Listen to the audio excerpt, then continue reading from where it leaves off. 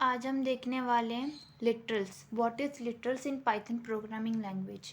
Literals यानी कि it is a data value, या फिर हम इसको कह सकते हैं कांस्टेंट। ठीक है, कांस्टेंट कह सकते हैं। यानी कि मान लो कि मैंने वेरिएबल लिया है, अब मैंने यहाँ पर क्या वैल्यू असाइन कर रही हूँ, कोई सा भी मैं डेटा दे सकती हूँ, कोई सा भी मैं इनपुट कर सकती हूँ। मैं एक स्ट्रिंग दे सकती हूँ, मैं एक न्यूमेरिक दे सकती हूँ, जैसे कि स्ट्रिंग यानी कि एप्पल। अब मुझे ये क्या है, कैरेक्टर वैल्यू है। इस कैरेक्टर वैल्यू को मुझे सिंगल कोट्स या डबल कोट्स में मुझे देना है, उसी को हम कहते हैं स्ट्रिंग लिटरल। अगर मुझे बूलियन, देखो बूलियन क्या होता है, अगर एक्स के अंदर मैं ट्रू या फॉल्स देती हूँ, ठीक है, ट्रू या फॉल्स देती हूँ और प्रिंट करती हूँ एक्स को, प्रिंट करती हूँ एक्स को, ठीक है, तो ये क्या हो गया, मेरा एक बूलियन रिटर हो गया। न्यूमेरिक रिटर यानी कि एक्स के अंदर मैंने कोई भी एक नंबर दे दिया, 2 दे दिया, तो उसको इंटीजर कहते हैं। अगर मैंने यहाँ पर कोई भी डेसिमल में दे दिया, 2.5 दे दिया यहाँ पर, तो उसको क्या कहते हैं, फ्लोट। यानी कि कोई भी अगर कांस्टेंट साइड में न्यूमेरिक लिटरल है, मतलब न्यूमेरिकल है, 2 3 4 है, उसको हम न्यूमेरिक लिटरल कह देते हैं। एक्स के अंदर अगर नन है, एक्स के अंदर x is equals to none है, उसे हम कह देते हैं स्पेशल लिटरल। स्पेशल लिटरल यानी कि नन। स्पेशल लिटरल में आपका जो नन है, उसका पहला लेटर जो एन है उसे कैपिटल में हम डिनोट करते हैं।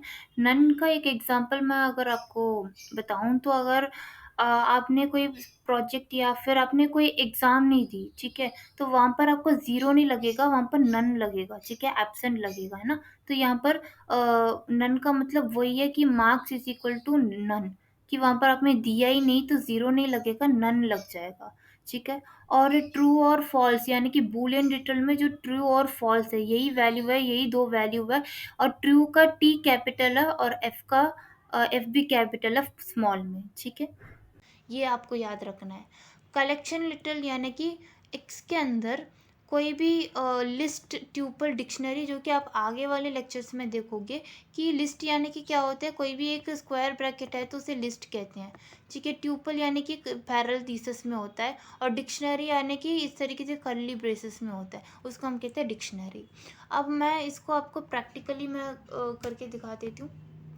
हम प्रैक्टिकली क्या देखने वाले, स्ट्रिंग में दो तरीके के हैं, है ना, एक है सिंगल लाइन स्ट्रिंग, एक है मल्टी लाइन स्ट्रिंग। अब हम स्ट्रिंग देखते हैं, सबसे पहले सिंगल लाइन स्ट्रिंग देखते हैं।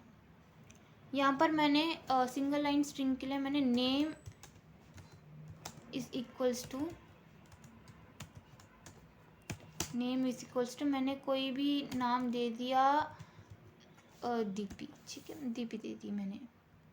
अब इसको मैंने ऐसे एग्जीक्यूट किया ना तो एरर हो जाएगा, तो मैं इसको सिंगल लाइन कोट्स में दे दी, आप डबल कोट्स भी दे सकते हो, ठीक है।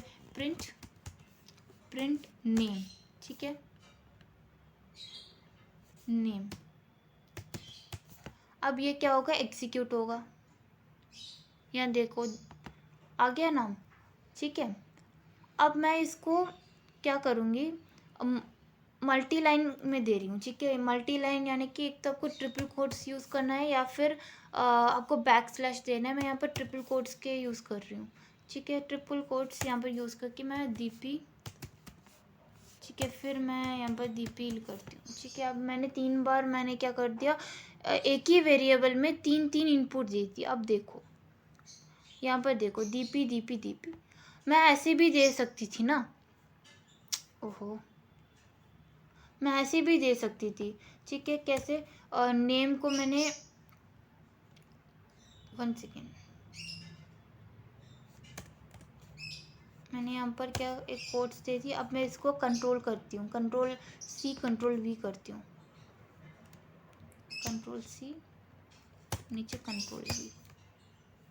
अब मैंने यहाँ पर 3 बार कर दिया। अब देखो क्या है, आप देखते जाओ, आपको अभी कुछ सोचने का नहीं है, बस मैंने यहाँ पर क्या कर रही हूँ, नेम 1, नेम 2 और नेम 3, ठीक है। यहाँ पर भी मैं क्या करूँ, name 1 comma NAME name 2 comma NAME name 3।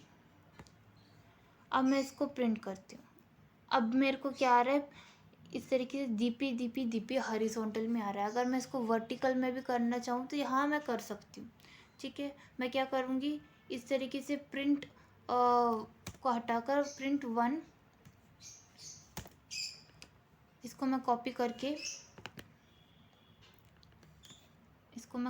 लेती हूँ, Ctrl+C और यहाँ पर Ctrl+V।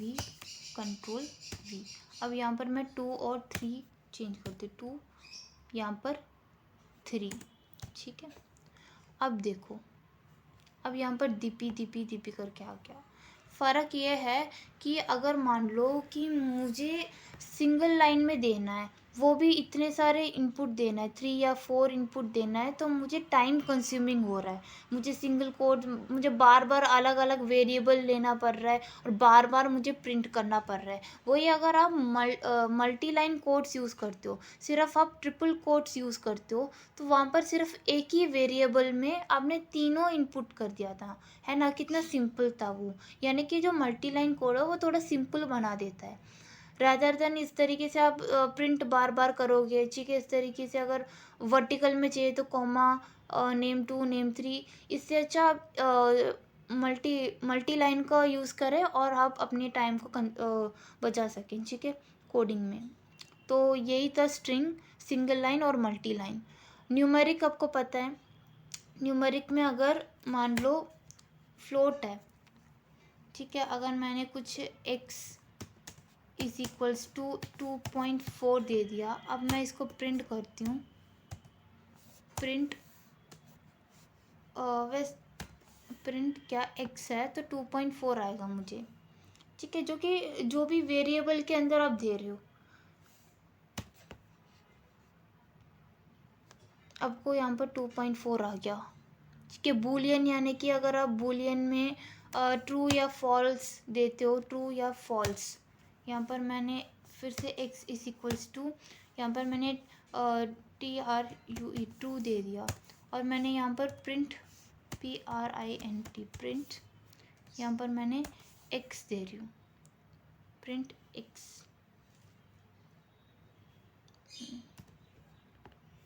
तो क्या आएगा देखो, मेरे को ट्रू आ रहा है ना। तो इसको कहते हैं बूलियन लिटरल, कि अगर कोई भी x के अंदर अगर ट्रू या फॉल्स स्टोर करे उसको बूलियन लिटरल कहते हैं, ठीक है। अब यहाँ पर मैं कलेक्शन लिटरल्स दिखा देती हूँ। कलेक्शन लिटरल्स क्या होता है कि मैंने एक लिस्ट स्टोर कर दिया, list लिस्ट = स्क्वायर ब्रैकेट में लिस्ट को देखते हैं, स्क्वायर ब्रैकेट में 1, 2, 3, 4, 5 दे दिया। अब मैंने क्या कर दिया, प्रिंट लिस्ट, तो वो लिस्ट आ जाएगा आपको, ठीक है, लिस्ट।